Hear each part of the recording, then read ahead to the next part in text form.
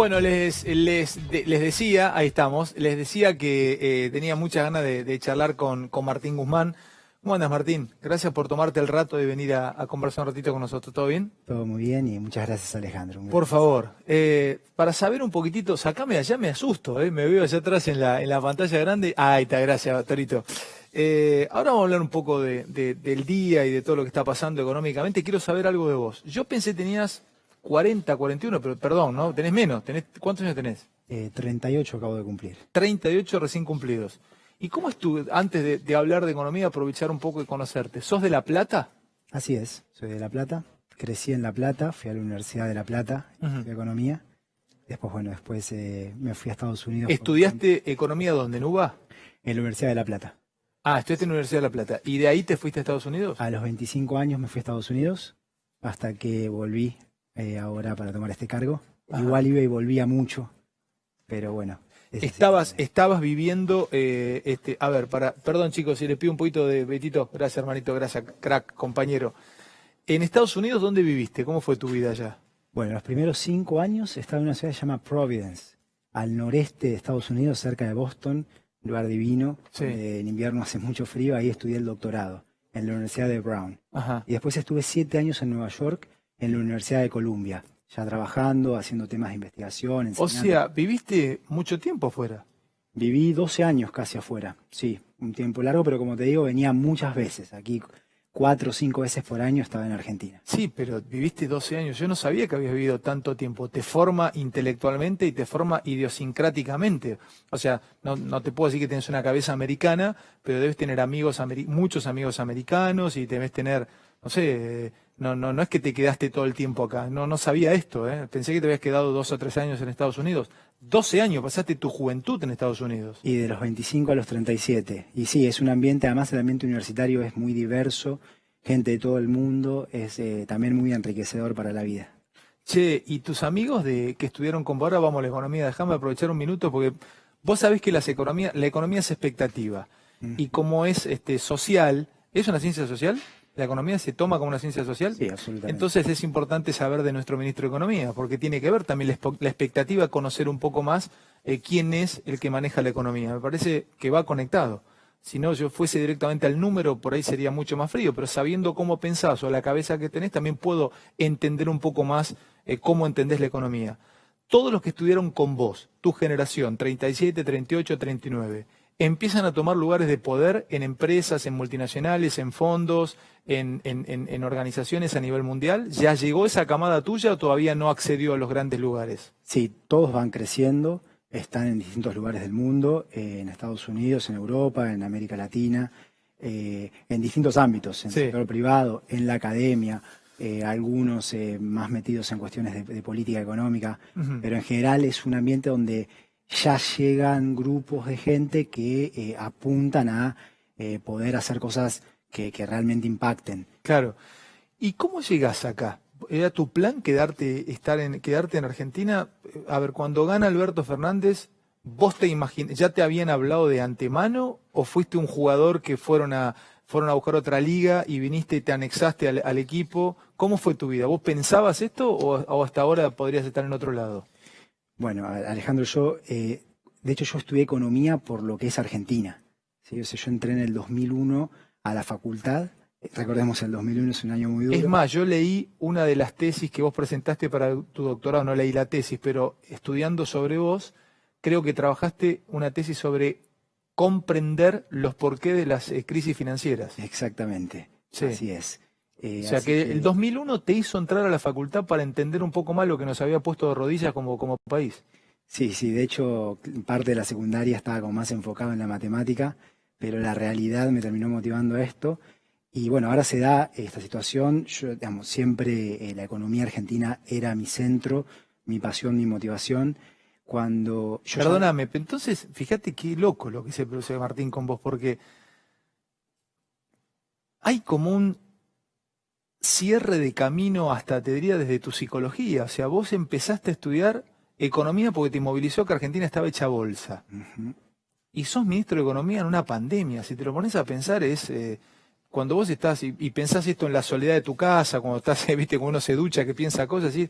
Yo me preparé Y fíjate porque es muy complicada la que tenés, el lugar es muy difícil, pero también empezaste a estudiar economía motivado por una situación que vivía un colega tuyo en ese momento, en el 2001. Claro, o sea, el entorno, la sociedad argentina en general, y antes de la pandemia ya estábamos en una crisis. Y un poco cómo fue el camino para llegar es Sí. desde el año 2016 aproximadamente, empecé a meterme mucho más porque veía el camino por el cual iba Argentina, que era un camino que consideraba que nos iba a hacer un daño fuerte. Entonces ahí empecé a tener mucho más vínculo con la política argentina, con lo que luego terminó constituyendo. ¿Cuándo empezaste a ver eso vos? Y no, tempranamente, fines de diciembre del 2015, principios del 2016. De hecho, bueno, ¿Vos estabas acá ya? ¿O estabas no, en pero volvía todo el tiempo. Ah, y volvía. cuando O venía... sea, vos viste en el último gobierno, porque vos no sos una persona, que esto está bueno, porque vos decís que la grieta es un tema de guita también, la grieta nos termina impactando a nivel económico, es un problema económico. No estás hiperpolitizado, vos sos un técnico y vos querés que Argentina triunfe económicamente, pero no sos un tipo que critica fuertemente el modelo pasado, lo criticabas desde la ciencia, o sea, desde lo que estudiaste. Claro, como analista, pero como analista, claro. Además comprometido con la idea de una Argentina mejor. Claro. Y también por eso me fui metiendo de forma activa en la política, que es el instrumento para la transformación. Empiezo preguntándote, gracias a Dios tenemos tiempo, mandamos los cortes, entonces acá tengo algunos tópicos para arrancar. A los dos nos gusta el deporte, a los dos. Los dos somos tenistas además. Nos gusta, no sé, ¿te gusta el fútbol además o no? Sí, muchísimo. Bueno, a mí también. Entonces, coincidimos los dos y a veces para mí un ejemplo deportivo es más fácil de entender. Por eso un simplismo, pero es más fácil de entender. Los dos nos criamos practicando un deporte de decisiones. Cada golpe es una decisión en el tenis y una decisión tuya. Y es muy difícil saber qué va a pasar en la cuarta pelota. Algunos genios lo pueden lograr. Federer sabe que abriendo con el revés con topspin va a tener una tercera pelota que le va a quedar acá, pero solamente es un genio. Y Argentina, te hablo en economía, siempre estuvo como necesitada de un plan. ¿Viste? El mercado en Argentina pide plan. Nos han arruinado muchas veces los planes. Yo recuerdo el plan Primavera, que venía a mejorar el plan austral, nos terminó destruyendo ese plan. La convertibilidad sirvió un tiempo, pero después nos clavó en una total pobreza, terminó desembocando en el 2001. Y se les pide un plan, o se te pide un plan. Vamos deportivamente. ¿A vos te gusta hablar de plan? Pues no te escucho hablar de plan. O vos decís, no es necesario un plan. Le decís a la gente que se está viendo en un gran número del otro lado, no es momento para plan. Mi plan es este. Arranca por ahí. ¿Qué te dice tu percepción? ¿Qué es momento para plan o no? A ver, todo se planea. Todo se planea. Todo se planea, todo se programa. ¿Sí? No es que entras a la cancha a ver qué hacer. No, todo está preparado antes. Hacia dónde vamos y cómo ir es algo que se planea. ¿Vos lo tenés eso en tu cabeza? Absolutamente, y lo tiene todo el gobierno. Pará, vos lo tenés planeado y lo tenés en tu cabeza. Te repregunto, ¿se están cumpliendo los pasos tal cual lo tenés planeado y en tu cabeza? Por ejemplo, ¿a vos te preocupa, viste, como un general que está viendo con los binoculares qué pasa y arranca perdiendo? Hoy el liqui bajó, que ese es el contado con liqui bajó unos pesos, entonces te deje dejar más tranquilo, pero el blue se fue a 193. A vos cuando vienen Alberto y compañía te dicen, Martín, ¿cómo estamos? ¿Estamos bien? Porque el plan que tenés en tu cabeza, se fue a 193 el blue. ¿Estás tranquilo? O sea, ¿vos confías que tu plan o lo que tenés en tu cabeza va a terminar triunfando? Bien, sí, confiamos totalmente en que lo que estamos haciendo va a estabilizar a la economía argentina, la va a poner en el sendero del crecimiento, de la creación de trabajo. ¿Eso por qué? Justificámelo ahora. ¿Por qué yo debería o por qué nosotros deberíamos creer que ustedes la pegaron con el plan? Bien, pero vamos de vuelta al tema del plan. Vamos, dale. Y a lo que me decías de comparándolo deportivamente, es como en el fútbol, empieza el partido y los jugadores empiezan a mover. No Totalmente. Es que vas a definir acciones rígidas de qué vas a hacer cada día en cada momento. Porque el plan, en un partido de fútbol, un jugador se peleó con la mujer y está triste ese día, un goleador que habitualmente te hace el gol, ese día no está concentrado y erra el gol. En este caso, ustedes se manejan por las expectativas nuestras. O sea, la economía se maneja por la expectativa que tenga el público con respecto a lo que está pasando económicamente. Entonces, sí. Claro, bueno, y ese punto es ese, ¿no? O sea, el rival juega y lo que se define es una estrategia. Tenemos principios para cómo administrar la economía. Hoy lo que tenemos es una situación de pandemia, que no era algo que contemplábamos el 10 de diciembre cuando tomamos el gobierno. Para nada. Y eso nos forzó a tomar medidas que fueron esenciales para proteger a quienes teníamos que proteger. Estás hablando de IFE, ATP, programas sociales y todo. Todas esas que beneficiaron a millones de personas, a millones de trabajadoras y trabajadores, que beneficiaron a cientos de miles de empresas. Eso tuviste que emitir bueno, vos no justamente, pero tuvieron que sacar plata o emitir, porque de algún lado había que sacarle esa guita para generar esas ayudas. En un contexto en el cual Argentina había perdido el acceso al crédito. Entonces hubo que emitir, tuvo que aumentar mucho el déficit fiscal, porque hubo que gastar más, y como hay una recesión caen los ingresos, caen los recursos del fisco. Eso cada vez que vos veías esos números, vos te agarrabas la cabeza, decías, pero no me queda otra. Es que uno compara entre todos caminos que son imperfectos. Para repetirme eso. Tenías que sí o sí agarrar un camino que en la técnica o en la teoría eran imperfectos. Si no hubiese pandemia, no hubieras agarrado ese camino. Y de ninguna manera, porque de hecho el camino era otro al principio. Pero si vos me decís, no emitas, y entonces ¿qué me estás diciendo? Si no tenés crédito, no hagas un IFE, no hagas la asistencia al trabajo a la producción, me estás diciendo no protejas a la gente que está en situación de vulnerabilidad, no protejas al empleo, no protejas a las empresas que vamos a necesitar vivas cuando termine la pandemia. O sea, vos decís, si yo no emitía, estas empresas que las asocié con el ATP se me morían en esta pandemia y cuando hubiese que reactivar los tenía todo liquidado, muertos. Miles. Y el país perdía capacidades productivas. Y entonces recuperarse hubiese sido y sería mucho más difícil. Tomaría mucho más tiempo, habría menos oportunidades para la población. Pero como es imperfecto el camino, ahora contame por qué es imperfecto también, porque contame cuál es la contra de esto. Listo, Sí. al que te está viendo puede decir, bueno, tal vez tiene razón, tomo esto, no le quedaban otra que emitir, porque si no nos moríamos como empresa, una pyme, lo que sea. Ahora, ¿qué te genera esto? Inflación, el FMI te puede llegar a ver, por más que se haya cerrado, que el déficit sigue creciendo, ahora vamos a hablar del presupuesto. Hablándolo siempre fácil como lo hablas, yo pensé que eras mucho más técnico para explicar, es fácil entenderte. ¿Cuál es la imperfección de este camino? Y que te genera tensiones en algún lado. Inflación no, eso lo venimos controlando. Este año la inflación va a estar aproximadamente 20 puntos porcentuales por debajo de la del año pasado. Pero hay muchos pesos en la economía y por algún lado empiezan a generar presión. Han estado generando presión en los dólares alternativos, Sí, por ejemplo, los dólares sí. paralelos.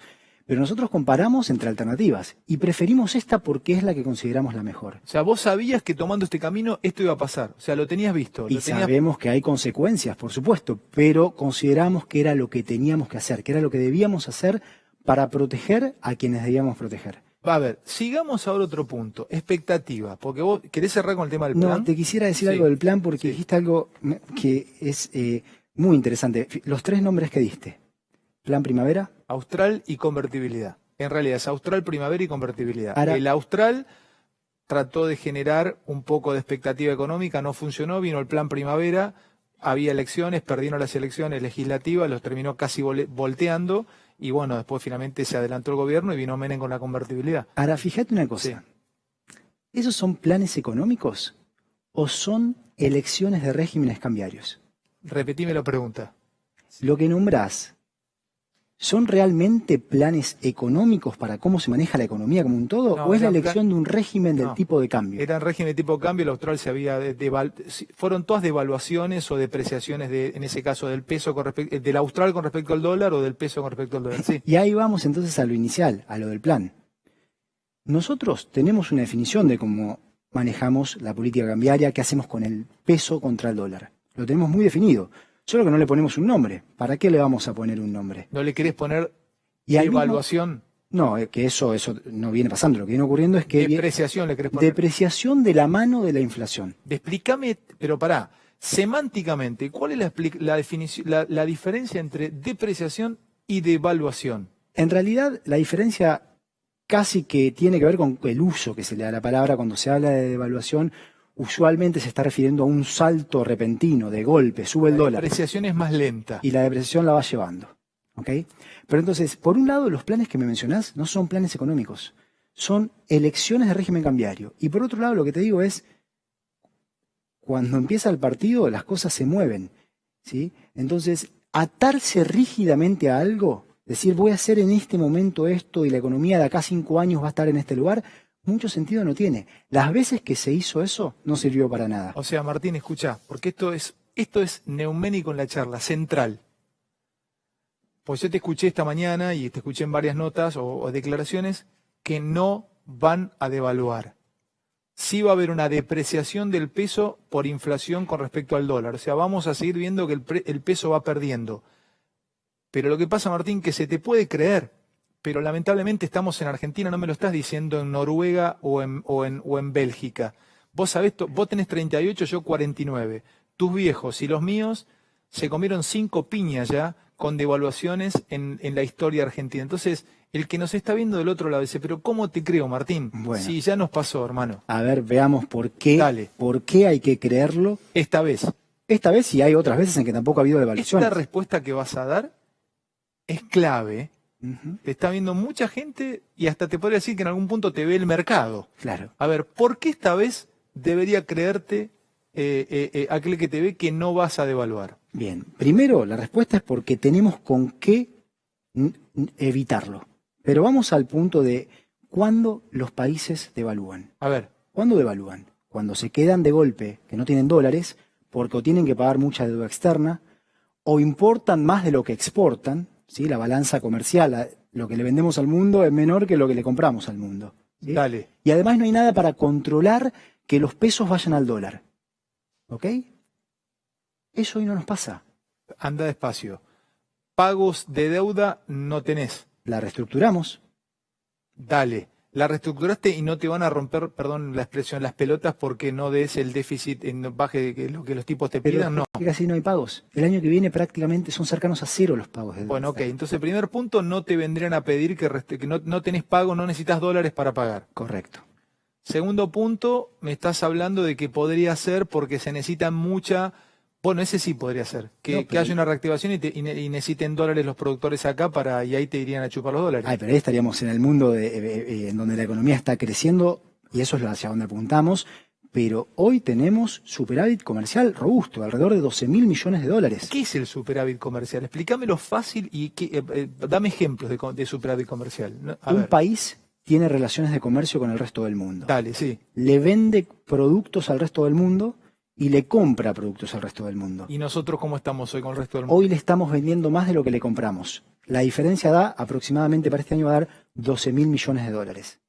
¿Y le vendemos lo mismo que le vendíamos o le estamos vendiendo otras cosas por la pandemia? No, vendemos como todo el mundo, se vende menos porque cayó la demanda en el mundo. La economía mundial está en crisis. Bueno, entonces hasta ahora, segundo punto, me marcaste 2 rayas negras con que por qué no deberías o no vas a devaluar. La primera es que no necesitas pagar dólares al fondo o a deudores extranjeros.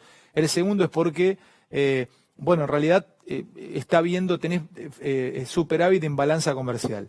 El tercero, tenés instrumentos, ahí sí, jaque mate. ¿Tenés instrumentos para tentar al que te está viendo o a aquel que necesita comprar dólares o quiere refugiarse en el dólar? Porque si no, ¿cómo guardo peso, Martín? Es que ahí está el tema. A ver. Por la situación, por lo que pasó en los últimos años, el gobierno que nos precedió adoptó controles de capital. No puede ir a comprar cualquiera dólares. Hoy hay controles de capital, es la realidad. Pero súper estrictos, se cerraron más los controles de capital. Claro. Yo sé que a vos no te va a haber gustado. Pero eso lo que quiere decir es que tenés más control de las reservas. Entonces las reservas que tenemos, que hay, las manejamos. ¿Alcanzan? Sí, claro que sí. Pero Frenetti, esta es una respuesta importante también. ¿Vos estás tranquilo con la reserva que tiene el Banco Central? Sí, con la situación de superávit comercial y el no tener que hacer frente a pagos de deuda externa y el tener controles de capitales que en algún momento se sacarán. ¿Cuándo? Cuando tengamos más reservas, cuando hayamos logrado acumular más dólares. Lo primero que hicimos fue no tener que pagar tantos dólares. Nos ahorramos 40.000 millones de dólares. ¿Pero vos tenés fe que en algún momento empieces a atesorar dólares en vez pero este año hay superávit y no hay, además hemos tomado medidas justamente para evitar que haya pérdida de reservas como venía pasando con, por ejemplo, las empresas estaban, en vez de refinanciar sus deudas en dólares, estaban amortizándolas accediendo al Banco Central. Cosas así. O sea, Martín, a ver, te noto optimista. O sea, vos venís acá, te sentás, le hablás a la gente, a la audiencia, decís, vos tenés fe que esto lo van a revertir, lo vas a revertir. Es una, esperen que esto se va a cambiar. O sea, sos optimista que todavía abriste la canilla, todavía no llegó el calor al agua o lo que vos necesitás. Por ejemplo, yo me tomo del Blue a 193. Vos, ¿qué pantalla mirás vos? Eso te quiero decir. Cuando vos viste como un avión. Vamos a poner una analogía de un avión. Vos sos el piloto, estás solo en los controles. Yo voy atrás del avión, estamos el mundo en niebla, hay niebla y hay montañas. Y yo veo el altímetro que me va bajando. Y yo estoy atrás viéndote, che, Martín, va bajando 1800 metros, estamos entre montañas. Vos mirás el altímetro, para mí, ¿sabés qué es? Te lo voy a ser honesto. Yo miro el dólar blue. Yo me asusté cuando vi 100, ya vengo asustado hace unos días. Vi que el contado con liqui bajó. ¿Vos qué mirás? ¿Cuál es tu altímetro para saber que vas bien entre las montañas y tratando de remontar el avión de nuevo? La pantalla que miramos es la misma. ¿Hay problemas en la pantalla? Sin ninguna duda que hay problemas en la pantalla. ¿Es la brecha un problema? Sin ninguna duda. Nos ocupa la brecha cambiaria, la diferencia entre el dólar CCL y el dólar oficial. El contado con liquidación. ¿Nos preocupa el déficit fiscal? Esperá, sin ninguna duda. Pero el Blue, ni lo mirás al Blue, ¿no lo tenés en cuenta? Es menos importante que el contado con liquidación. No, pero fíjate tu gesto, pero perdóname, ¿no? Fíjate como hay un pequeño detalle de formas en vos y yo creo que es agradable para muchos. No le decís dólar narcotráfico ni dólar ilegal, vos decís, no lo mirás, o sea, vos No, lo miro, pero... Lo mirás, pero no es que lo tenés como un dólar de vendedores de armas. O sea, no lo critiques, porque sabes que es un dólar que el que podía, clase media y todo, iba a comprar unos dólares en el Blue para tener para las vacaciones o ahorrar ahí. No, a ver, pero Alejandro, la realidad es que hoy Argentina, por la situación que vivió en los últimos años, tiene estos controles que le imposibilitan a la gente, a mucha gente, poder ir a comprar dólares al mercado oficial. Y bueno, quien quiere ir a comprar el Blue están todos, vamos, es la realidad. Es la realidad. ¿no? Es la realidad y nosotros contra la realidad no vamos a ir. Conducta humana, como decís, sí. Tus ciencias de conductas humanas. Claro. Ahora, el punto acá, hacia lo que vas, es cómo leo esa pantalla. Dale. ¿Sí? Esto es central, cómo lees esa pantalla, a ver. Y la leo mirando lo siguiente. Primero miro el dólar oficial y digo, este es el dólar que impacta de forma directa a la economía, que impacta de forma directa a los precios. Los precios se vienen moviendo no con el dólar blue, no con el dólar CCL, contado con liquidación. Se vienen moviendo con el dólar oficial. ¿Eso seguro? ¿Lo tenés recontra chequeado y visto? Pero eso es lo que viene pasando, 10 meses llevamos. Y en los precios... O sea que no me fija precio el blue. Pasaron 10 meses, miremos los datos. La inflación en los 10 meses que pasaron está yendo de la mano con el tipo de cambio oficial. Ahora, sí que hay que mirar a la brecha, porque la brecha, el tema que genera es que genera toda esta ansiedad, expectativas de que el dólar oficial se puede ir a cualquier lado. Eso es lo que genera la brecha.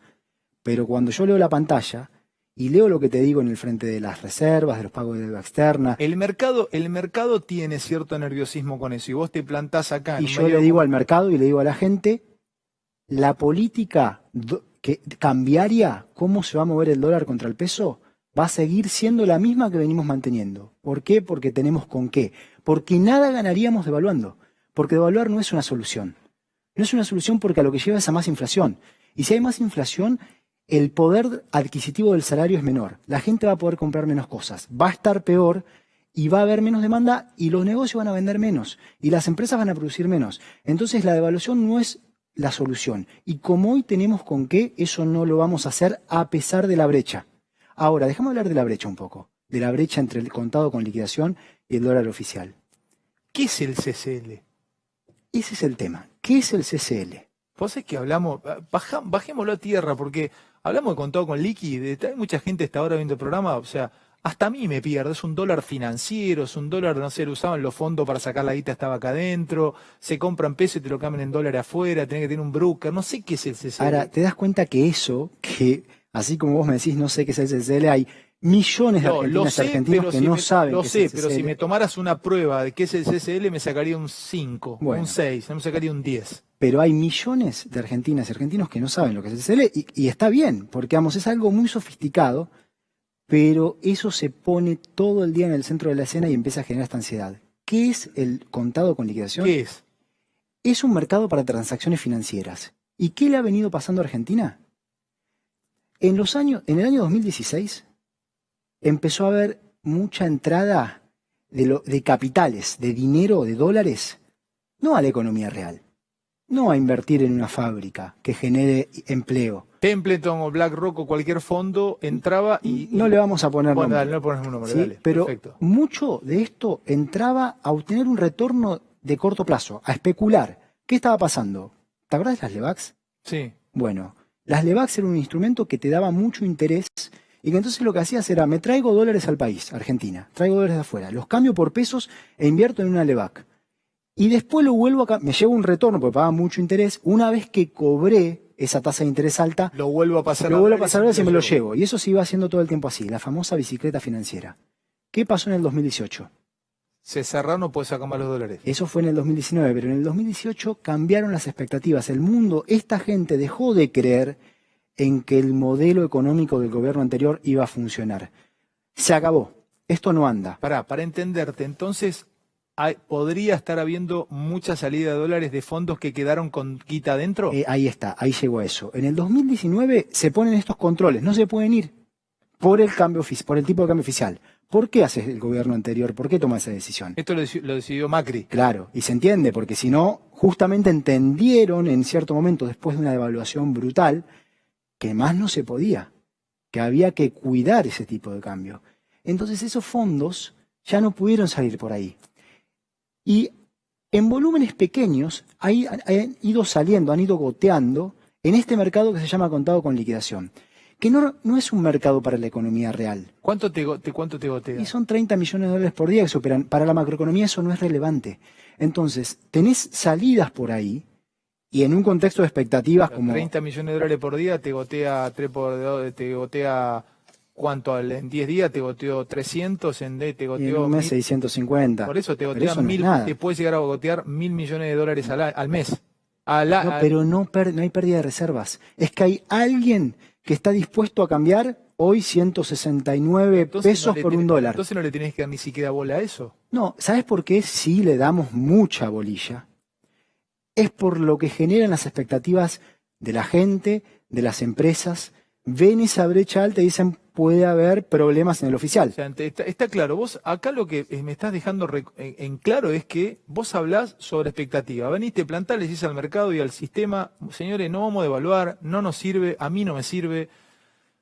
Te reitero, yo no había hablado en mi vida con vos, te conocí acá, tenés ni siquiera estás embebido de política, te soy honesto, o sea, no tenés una cosa política, o sea, está bien, estás en parte de este gobierno, pero tal vez el día de mañana no está este gobierno, no es reelecto y vos estás viviendo en Estados Unidos, o sea, vos lo hablás técnicamente, lo que vos estás defendiendo, lo defendés técnicamente, por eso hablas de la no devaluación y estás explicándome por qué el contado con liqui genera expectativa. Nosotros... Divorciada. Sí, de la realidad decís vos. De la economía real. Y además este otro dato es muy importante. Además, un detalle digo que, bueno, digamos, todos aquí, el gobierno trabajando de forma unada en esto y completamente comprometidos con esta idea de la recuperación. Pero volvemos al dato del contado con liquidación. Yo te pregunto, ¿Argentina es un país de ingresos medios, un país de ingresos bajos? ¿Cuánto es el producto por habitante, el ingreso per cápita en dólares del país? No te digo, el otro día lo vi, me comparé con el Blue, 180 y pico estábamos debajo de Haití. No llegábamos a, no me acuerdo cuánto al año, pero estábamos debajo de Haití. Ahí me diste la respuesta. Y eso no es real. Argentina no es un país de ingresos bajos. Es un país de ingresos medios. Puede que no sea un país de 17.000, 18.000 dólares por habitante. Pero tampoco soy de... ¿Qué decís vos? Tampoco somos de 4.000 dólares por habitante. Pero hoy soy de eso. No, eso es si lo comparás, si lo medís usando un tipo de cambio, el contado con liquidación, que es solo para transacciones financieras. Bueno, entonces, Martín, pará. Y que tiene un volumen muy perfecto. chiquito. Pero entonces lo que nos tiene que quedar claro en esta charla es que no vas a devaluar y que me tengo que seguir manejando con el dólar oficial, con el impuesto solidario, lo que sea, 138 mangos, que eso se va a ir depreciando a medida que haya inflación. Déjame hacerte dos preguntas rápidas de inflación. Vos decís que no se corre a precio el Blue. Vos sabés que la economía está funcionando un 30%, 30 y pico por ciento, sigue, sí, estamos en cuarentena. No, está funcionando mucho más que eso. ¿Más que eso? Sí, sí, sí. Hoy lo que tenemos es una tenue recuperación que tiene heterogeneidades importantes. ¿Vos no tenés miedo que si la economía se reactiva al 70, 80%, eso se corra el blue, se corra el precio? No, porque de vuelta, las importaciones se pagan al valor del dólar oficial. Esa es el ancla para los precios. Siempre fue así. Recordá lo que pasó con el gobierno anterior en finales del 2015 cuando quitó los controles de capital. Decían que los precios estaban al dólar blue, y que entonces el sacar los controles de capital, la devaluación que se iba a generar sacando de los controles de capital, no iba a tener impacto inflacionario porque los precios ya reflejaban el dólar blue. Me quedan 3 minutos porque... Perdóname. Sí. No pasó. Los precios no estaban al dólar blue, estaban al dólar oficial. Hoy es lo mismo. Vamos a ser rápido dos. Tema presupuesto. Y después tema campo. Te ve mucha gente en el interior. El gringo del campo puede estar diciendo, Martín, ¿por qué voy a vender mi soja si con los descuentos y todo me quedan 50 y pico mangos por dólar o por lo que me toca a mí? Y tengo una brecha altísima con el blue o con el contado con líquido o con el propio oficial. ¿Qué le decís a esa gente del campo? No, bueno, o sea, las decisiones de venta, nosotros definimos las políticas, damos los incentivos y todo el mundo toma sus decisiones. Con el campo lo que le digo es que nosotros lo valoramos muchísimo, que es muy importante para la economía argentina, que venimos trabajando de una forma articulada. Por ejemplo, estamos trabajando con el Consejo Agroindustrial en un proyecto de ley para definir reglas de juego que potencien el desarrollo del sector, que generen más valor, que generen más producción, más trabajo. El campo es muy importante en Argentina. Última, y después nos despedimos. Presupuesto. Ahí tenés, por lo que estuve viendo, piensa en un dólar de más o menos de 100 para el año que viene. Y una inflación de unos 30 anual. ¿Y qué le decís? A ver, ¿es cumplible eso? Claro que sí. ¿Sí? Sí, el tipo de cambio de referencia para fin de año que viene es 102,40. 102,40. Esa es la referencia hacia la que apuntamos. Y buscamos que la inflación se reduzca a la velocidad que es tal que sea consistente, que no haya vuelta atrás. Este año se va a reducir 20 puntos porcentuales, el año que viene la reducción va a ser menor, pero en el camino de ir bajando. Cerremos con esto, el plan es el presupuesto. Si se da ese presupuesto y se cumplen esos parámetros, o sea, definitivamente hubo depreciación, no hay devaluación y todo se iría reactivando lentamente. Escucha, te cierro con esto. Te noto con fe, hay que esperar. Entonces, si esto se da tal cual lo dijiste, nos volveremos a encontrar en un tiempo y me dirás, viste esa tarde que charlamos, finalmente se terminó cumpliendo lo que te dije. Yo te tengo que desear suerte, porque yo estoy arriba, estamos todos en el barco, ¿viste? O sea, la grieta nos quita guita. Ese es un punto también que te he escuchado alguna vez, ¿no? Absolutamente. La grieta, pero también hay que decírselo a la gente o a aquellos que están cercanos al gobierno, Martín, porque es de los dos lados la grieta. Y aquel que tiene el poder tiene que bajar los decibeles para que no haya respuesta del otro lado. Tenés el poder, ¿viste? Sos el que maneja el poder político. Hay que bajar los decibeles, hay que sacar la pata del acelerador, Martín. Te va a hacer mucho más fácil el laburo a vos. Te lo digo desde la comunicación, desde el periodismo. Pero bueno, te deseo muchísima suerte. Yo te quisiera decir algo más, pero sí, porque lo dijiste muy claramente vos. Estamos todos en el mismo barco. Y en un momento histórico, en un momento sin precedentes, que es esta pandemia, y es clave la calma entre todos, el que el diálogo fluya, la grieta tiene un costo. Ahora, si hay alguien que no quiere la grieta, es el presidente, es Alberto. Alberto Fernández, yo hablo con él todos los días. Su primera misión es acabar con eso. ¿En serio me decís? Absolutamente. ¿Quiere terminar con la grieta? Él siempre el liderazgo que nos comparte y que nos guía es un liderazgo donde trabajamos en esto de forma colectiva. Estabilizar a la economía argentina, ordenar todo esto que lleva tiempo y que lleva tiempo hacia atrás. Es una tarea colectiva, es una tarea de todas y de todos. Gracias, Martín. Un gusto tenerte acá. Martín Guzmán, Santito, productor de San Expedito, que estuvo con nosotros también, ayudando al programa. Gracias por todo, nos vemos el lunes, y los que nos dimos este rato, estos casi 40 minutos de charla, voló, llega el noticiero, gracias por todo, buen fin de semana, el domingo a la noche en Divina en América.